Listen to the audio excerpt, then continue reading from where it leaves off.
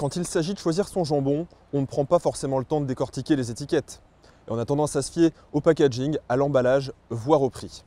Il fallait que je vous parle d'un produit d'exception qui est fabriqué ici, aux Salaisons Savoyardes, à Cognins, en Savoie. Ce jambon à l'ail des ours est issu de cochons élevés en Rhône-Alpes, et ça, c'est très fort. Perso, j'ai l'habitude de le consommer comme ça, nature, sur une tranche de pain grillé, mais on peut également le servir à l'apéritif avec du fromage frais et des noisettes concassées. Alors, ça vous tente?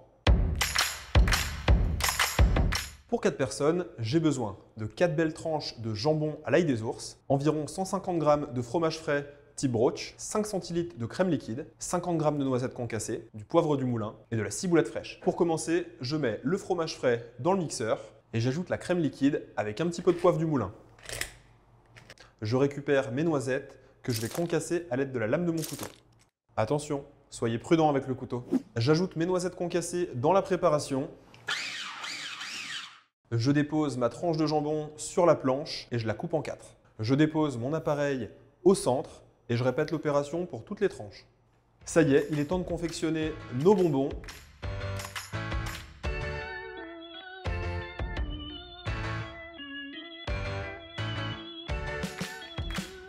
Pour des brins de ciboulette plus résistants, je donne une petite astuce. Vous pouvez les blanchir 20 secondes dans l'eau bouillante.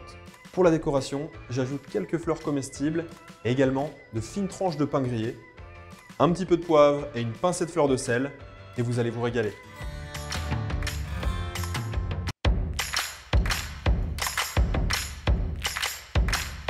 Quand il s'agit d'acheter du beurre, on a souvent tendance à prendre le même, par habitude, sans se poser de questions. J'avoue, moi aussi j'étais comme vous. Jusqu'au jour où j'ai découvert le beurre du centenaire, un beurre authentique au bon goût du beurre d'antan. Il est produit à Lénilve, à La Roche-sur-Foron, en Haute-Savoie. Ce beurre est issu d'un lait IGP qui sert également à produire la tome, la raclette et l'emmental de Savoie IGP. Et ça, c'est très fort. Perso, j'ai l'habitude de le consommer comme ça à nature, sur une tranche de pain grillé. Mais pour la recette du jour, j'ai décidé de l'associer à un poisson local que j'adore cuisiner, la truite de Savoie.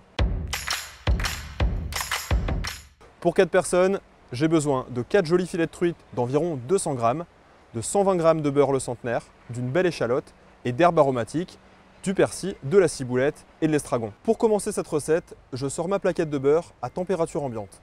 Je cisèle une belle échalote assez finement. Ensuite, dans une poêle avec une belle noisette de beurre, je la fais suer sans trop la colorer, puis je la réserve. Je récupère mes herbes aromatiques que je vais hacher finement à l'aide d'un mixeur. J'ajoute 100 g de beurre ramolli, mes échalotes suées, un petit peu de poivre et une jolie pincée de sel. Ensuite, j'étale du film transparent sur ma planche et je dispose mon beurre dessus. Je forme un boudin en roulant mon film par-dessus et je le réserve au frais. Maintenant, je récupère mes filets de truite que je vais cuire à l'unilatéral.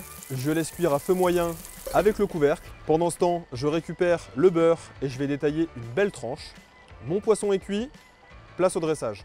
Servi avec des asperges vertes juste grillées et un petit peu de fleur de sel, c'est un régal.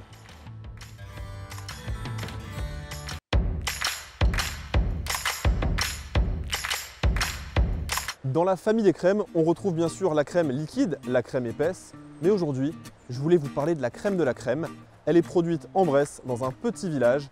Je voulais bien sûr parler de la crème de Bresse AOP, gastronomique de la laiterie des Traits. Vous me croirez si vous voulez, cette crème est tellement bonne que je la mange même à la cuillère. Mais aujourd'hui, je vais l'utiliser pour réaliser un dessert à la fois frais et gourmand.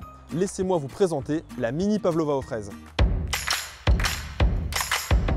Pour 4 personnes, j'ai besoin d'un pot de crème de Bresse AOP gastronomique, de 4 meringues, de 500 g de fraises, d'un petit peu de menthe, d'un citron et de sucre glace. Pour commencer, je retire le pédoncule de mes fraises préalablement lavées. J'en coupe la moitié en brunoise que j'assaisonne avec le jus d'un demi-citron et l'autre moitié que je découpe en quartiers.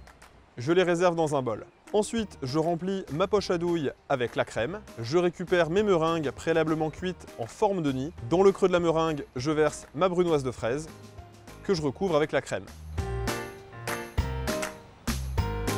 Sur le dessus, je dispose mes quartiers de fraises et en décoration, je mets quelques feuilles de menthe, un zeste de citron et une pluie de sucre glace.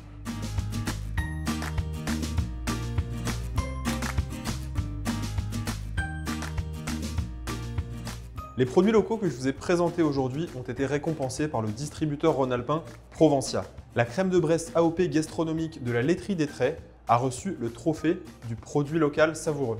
Le jambon cuit à l'ail des ours des Salaisons savoyardes a reçu le trophée du produit local innovant. Quant au beurre du centenaire produit par Lénilve, il a reçu le trophée du produit local responsable.